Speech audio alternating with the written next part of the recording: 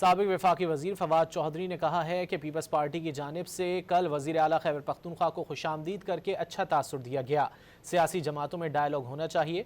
बानी को सूबे के लोग इसीलिए वोट देते हैं क्योंकि उनकी जमात अमन लेकर आती है। वो लाहौर ऐवान अदल के बाहर मीडिया से गुफ्तगू कर रहे थे। पीपल्स पार्टी ने सिंध में जिस तरीके से वज़ीर आला खैबर पख्तूनख्वा तोइल आकृति का इस्तकबाल किया कि उन ट्रेडिशन को रिवाइव किया है पीपल्स पार्टी ने।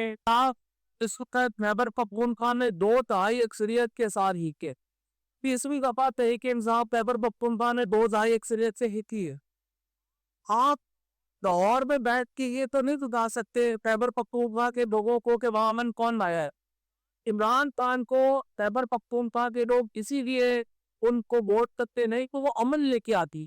तहरीके इंसाफ खैबर पख्तूनख्वा में अमन लेके आती है, टेररिज्म खत्म होता है, एक जिंदगियां नॉर्मलाइज होती हैं। इसलिए तहरीके इंसाफ को तो कोई ये ना बताए ना कि उसने क्या करना है। जाहिर है कि वो ही नुमाइंदा जमात और उसको नहीं बनाया आगे कैसे बात है।